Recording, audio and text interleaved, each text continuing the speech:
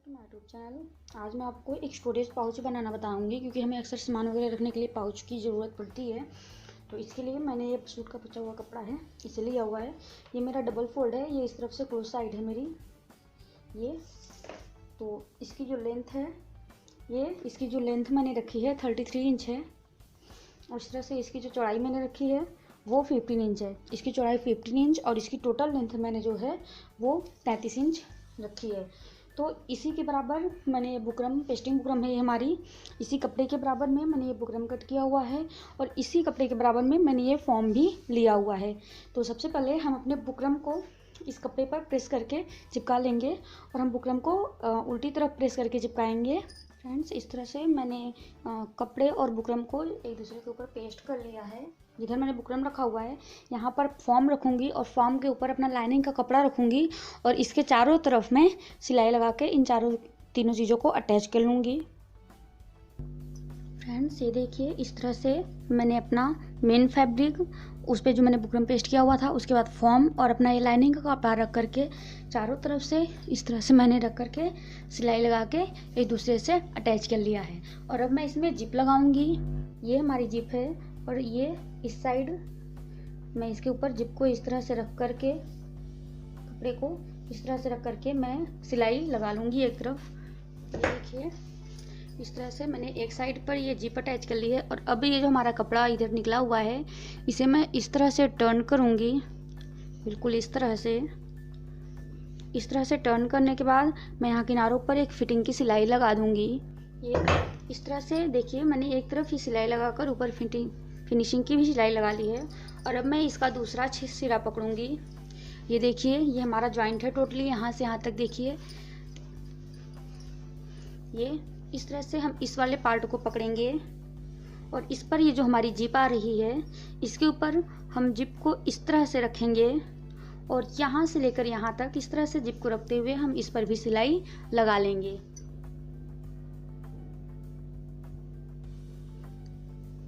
ये देखिए, मैंने सिलाई यहाँ से यहाँ तक लगा ली है इस पर भी।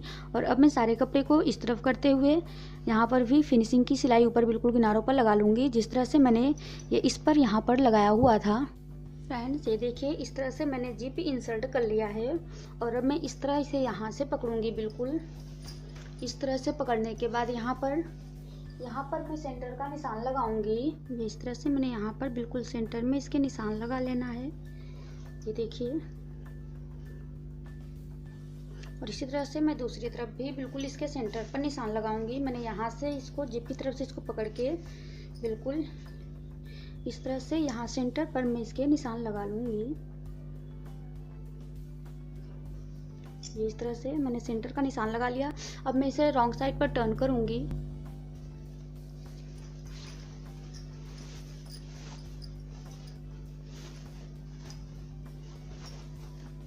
ये इस तरह से हो गया हमारा।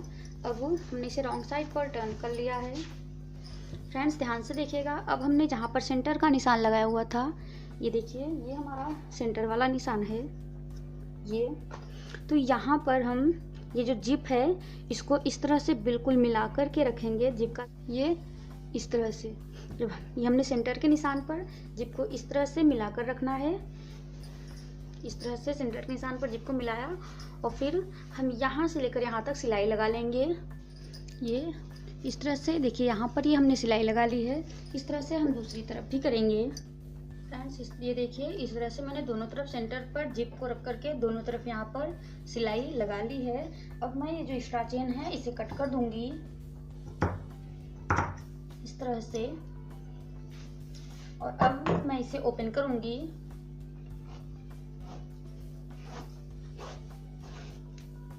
ये कुछ इस तरह से हो गया, मैंने इसे ओपन कर लिया। अब ये जो आप चारों कॉर्नर्स देख रहे हैं, ये हमारे जो चारों कॉर्नर्स हैं, मैं इन चारों कॉर्नर्स पर पहले निशान लगा लूँगी थोड़ी दूर इस तरह से, बिल्कुल यहाँ सेंटर। ये जो चारों ये कॉर्नर जो है यहाँ पर इस तरह से, ताकि हमें इसका सेंटर बाद में पहचानने में आसानी हो, दिक्कत ना हो।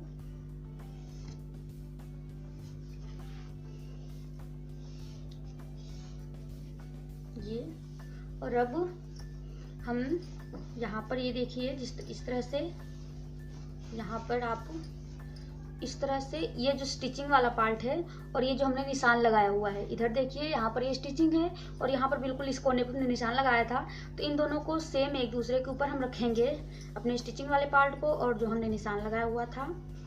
ये इस तरह से हमने रख लिया। इस तरह से रखने के बाद हम यहाँ से 3-3 इस कॉर्नर से बिल्कुल 3-3 इंच पर दोनों तरफ निशान लगाएंगे। ये 3 इंच इधर और यहाँ से भी 3 इंच पर। और अब मैं इस निशान को बिल्कुल स्ट्रेट ड्रॉ कर लूंगी इस तरह से। और अब हम इस पर पिन लगाकर सेट कर लेंगे। इस पर हम इस तरह से सिलाई लगाएंगे।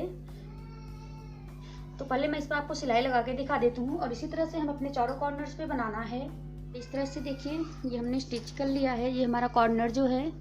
इसी तरह से ये देखिए मैंने दूसरे कॉर्नर पे भी सिलाई लगा ली है और इसी तरह से अब हम अपने चारों कॉर्नर्स को बना लेंगे। फ्रेंड्स ये देखिए इस तरह से मैंने ये चारों कॉर्नर्स पर जिस तरह से आपको बताया हुआ था ट्रायंगल में 3-3 इंच का निशान लगा के ये मैंने सिलाई लगा ली है। और अब मैं यहाँ से यहाँ पर जो एक्स्ट्रा कपड़ा है मैं 1/2 इंच छोड़ते हुए बाकी एक्स्ट्रा कपड़े को मैं कट कर लूँगी। इस तरह से हम चारों तरफ एक्स्ट्रा कपड़ा कट करेंगे ये। और अब हम बैक को अपने राइट साइड पर टर्न करेंगे।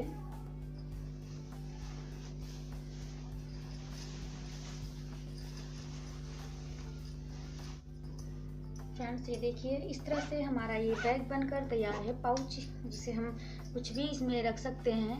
ये देखिए इस तरह से हमारे बहुत ही खूबसूरत पाउच बनकर तैयार है। इसमें हम अपनी छोटी मोटी ज़रूरत की चीज़ें रख सकते हैं जो घर में बराबर ज़रूरतें पड़ती रहती हैं। इसमें इनफ स्पेस है, ये इस तरह से काफ़ी सारा हमने स्पेस है। और मैं आपको दिखाती हूँ, अगर ये मैं अपनी कैंची डालूँ तो देखिए इतना बड़ा है कि मेरी कैंची भी आ सकती है। तो मैंने इसे फिलहाल अपनी ज्वेलरी रखने के लिए बनाया हुआ है।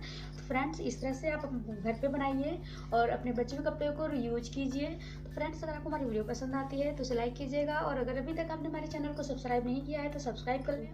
तो फिर मिलेंगे नेक्स्ट वीडियो में, तब तक के लिए बाय।